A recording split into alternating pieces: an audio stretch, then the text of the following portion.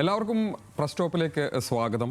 ഒരുപാട് വാർത്തകൾ നമുക്ക് കാണാൻ കഴിയും. അതിൽ തന്നെ ഇന്ന് മലയാള മനോരമ എടുത്ത് കയ്യിൽ പിടിക്കുമ്പോൾ നമ്മുടെ മനസ്സിനൊരു പിടച്ചിലുണ്ടാകുന്ന വാർത്ത ഒന്നാമത്തെ പേജിൽ, പ്രത്യേകിച്ച് ചെറിയ കുട്ടികളുള്ള അച്ഛനമ്മമാരെ സംബന്ധിച്ച് നല്ല പിടച്ചിലുണ്ടാകുന്നൊരു വാർത്ത ഒന്നാമത്തെ പേജിൽ കാണാം.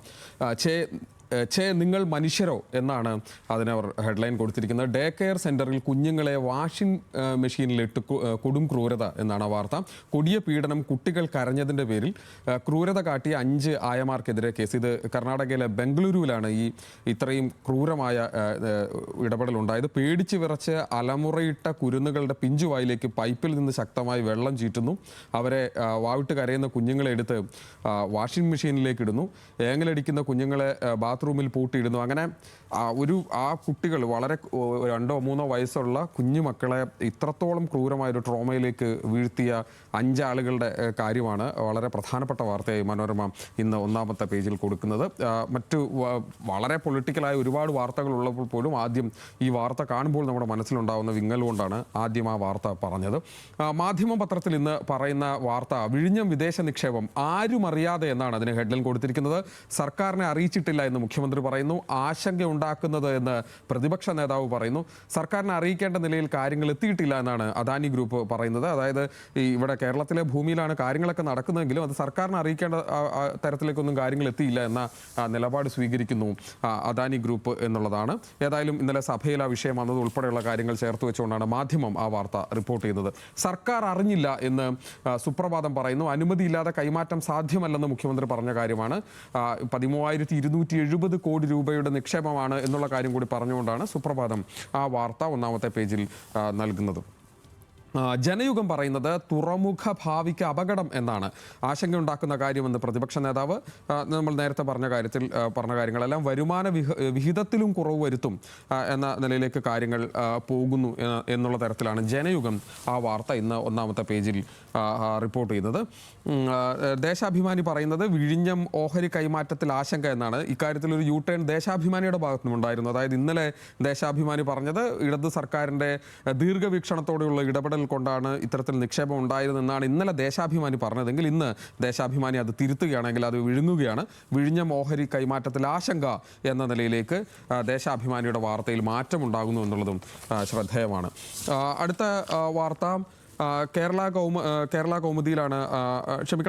അടുത്ത വാർത്തയുള്ളത് ജന്മഭൂമിയിലാണ്. അതിൽ ജന്മഭൂമി പറയുന്നത് ഇത്രയും വലിയ കോടി രൂപയുടെ നിക്ഷേപം വരുമ്പോൾ ഇടതും വലതും അതിനെ എതിർത്തു എന്നുള്ള നിലയിലാണ് ജന്മഭൂമി ആ വാർത്തയെ ഒന്നാമത്തെ പേജിൽ നിന്ന് അവർ അതിനെ അടയാളപ്പെടുത്താൻ ശ്രമിക്കുന്നത്.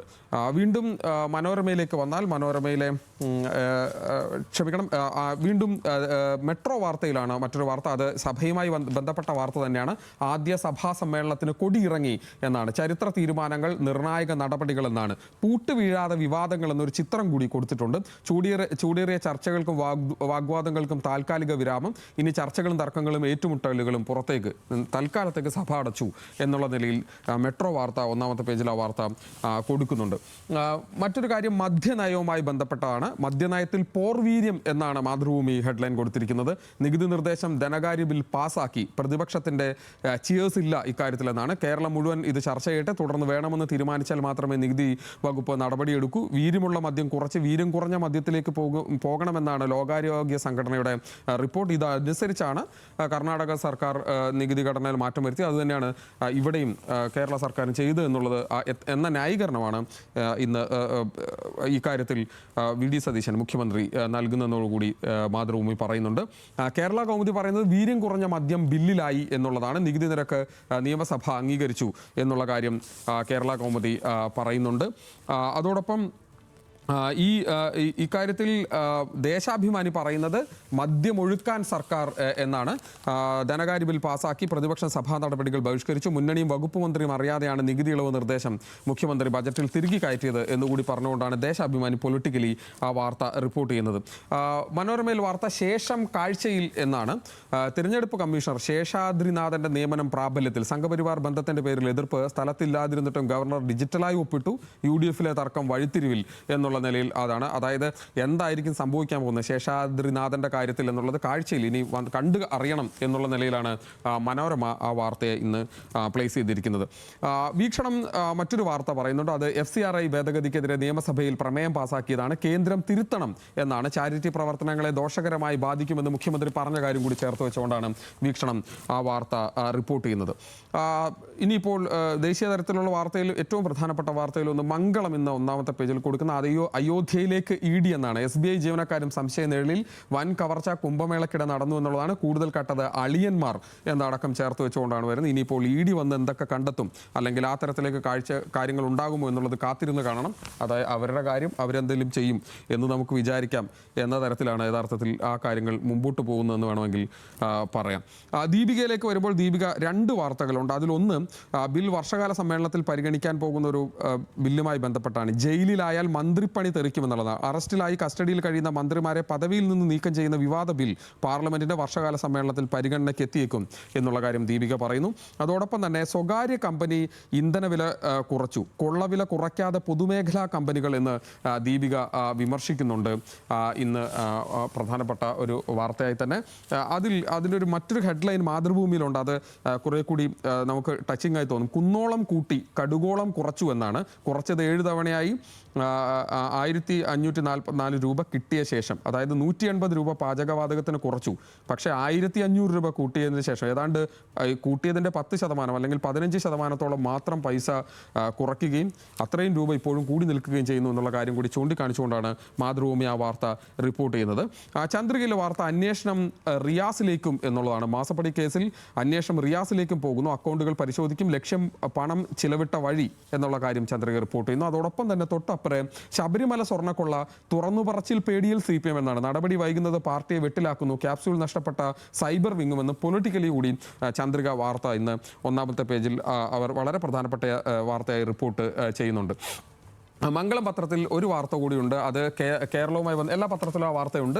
അത് ഏതു ഭാഷയിലും നമ്മുടെ സംസ്ഥാനം കേരളമാകുന്നു എന്നുള്ള കാര്യമാണ് മംഗളം അവരുടെ ഒന്നാമത്തെ പേജിൽ കൊടുത്തിരിക്കുന്ന. എല്ലാ പത്രങ്ങളിലും ആ വാർത്തയുണ്ട്.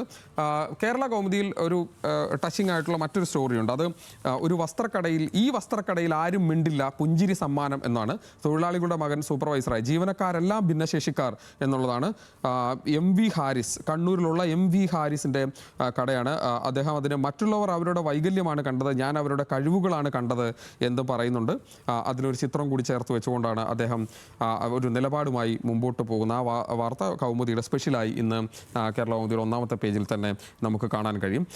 സ്പോർട്സുമായി ബന്ധപ്പെട്ട 2 ഹെഡ്ലൈനുകൾ വേഗത്തിൽ പറയാം. അത് ഒന്ന്, അംബപ്പെ എന്നാണ് ഫ്രാൻസിൻ്റെ വിജയവുമായി ബന്ധപ്പെട്ട് മനോരമ ഹെഡ്ലൈൻ കൊടുത്തിരിക്കുന്നത്. ഇരട്ട ഗോളുകളുമായി വീണ്ടും എംബപ്പെ സ്വീഡനെ 3-0 തകർത്ത്. ഇന്നലത്തെ കാര്യമാണ്. പ്യാരി ഹാരി എന്നൊരു ഇന്നലത്തെ മത്സരത്തെ DR കോങ്കയെ തോൽപ്പിച്ചതുമായി ബന്ധപ്പെട്ട് ഉള്ള കാര്യമാണ്. അതിന് ഹാരി കെയിന് ഡബിൾ എന്നുള്ള വാർത്ത കൂടി ചേർത്ത് വെച്ചുകൊണ്ടാണ് പ്യാരി ഹാരി എന്നുള്ള വാർത്ത കൊടുത്തിരിക്കുന്നത്.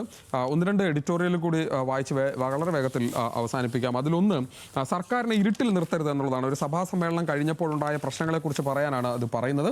വിഴിഞ്ഞം തുറമുഖ പദ്ധതി നടത്തിപ്പുകാരായ വിഴിഞ്ഞം പോർട്ട് കമ്പനി തങ്ങളുടെ അതിൽ 49% ഓഹരി വിറ്റിരിക്കുന്നു എന്നുള്ളതാണ്. തുറമുഖ നിർമ്മാണവുമായി ബന്ധപ്പെട്ട ഭൂ ഉടമ കൂടിയായ കേരള സർക്കാരും അദാനിയും തമ്മിലുണ്ടായ കരാറുകളുടെ ലംഘനം ഓഹരി ഉടമസ്ഥാവകാശ കൈമാറ്റ നീക്കത്തിൽ ഒളിഞ്ഞിരിപ്പുണ്ടെന്ന ആശങ്ക ഉളവാക്കുന്നുണ്ട് എന്നുള്ള കാര്യമാണ് പറയുന്നത്. ഇക്കാര്യത്തിൽ ഒരു വ്യക്തത വരുത്തണം എന്നുള്ള കാര്യം പറയുന്നു. മറ്റൊരു കാര്യത്തിൽ വ്യക്തത വരുത്തണമെന്നാണ് ഇന്ന് മാധ്യമത്തിൻ്റെ എഡിറ്റോറിയലിൽ പറയുന്നത്. അത് PM ശ്രീയുമായി ബന്ധപ്പെട്ടാണ്. PM ശ്രീ വേണ്ടത് നിലപാടിലെ വ്യക്തതയും നിശ്ചയദാർഢ്യവും. കേരളത്തിലെ ബഹുസ്വരതയ്ക്കും സമുദായ സഹവർത്തിത്വത്തിനും നിരക്കാത്ത വിഭജന രാഷ്ട്രീയത്തിന്റെ അടിസ്ഥാനത്തിലെ ചരിത്ര പഠനവും അധ്യാപനവും ഉണ്ടാവരുതെന്നത് 2 മുന്നണികളുടെ മാത്രം വിഷയമല്ല, സംസ്ഥാനത്തിന്റെ പൊതു താല്പര്യമാണ് എന്നാണ് ഈ കാര്യത്തിൽ നിലപാട് പേജിൽ മാധ്യമം പറയുന്നത്. ഒരു കാര്യം കൂടി പറഞ്ഞ് അവസാനിപ്പിക്കാം. അത് നാമമാത്രമാകുന്ന തൊഴിലുറപ്പ് എന്നുള്ള കാര്യമാണ്. തൊഴിലുറപ്പ് എന്ന ക്ഷേമസങ്കല്പം രാജ്യത്ത് ഊർധ്വൻ വലിക്കാനുള്ള സാധ്യതയാണ് കാണാനാകുന്നത്. പുതിയ നിർദ്ദേശങ്ങളനുസരിച്ച് ആ പദ്ധതി തന്നെ ഏതാണ്ട് പൂർണ്ണമായും ഇല്ലാതാകുന്ന തരത്തിലേക്ക് കാര്യങ്ങൾ പോകുന്നു. അതിൽ തൊട്ടടുത്ത് തന്നെ മറ്റൊരു ലേഖനം കൂടിയുണ്ട്, ഇതിൻ്റെ രാഷ്ട്രീയം എന്താണ് എന്ന് പറഞ്ഞുകൊണ്ട്. അങ്ങനെ നിരവധി വാർത്തകൾ നമുക്ക് കാണാൻ കഴിയും.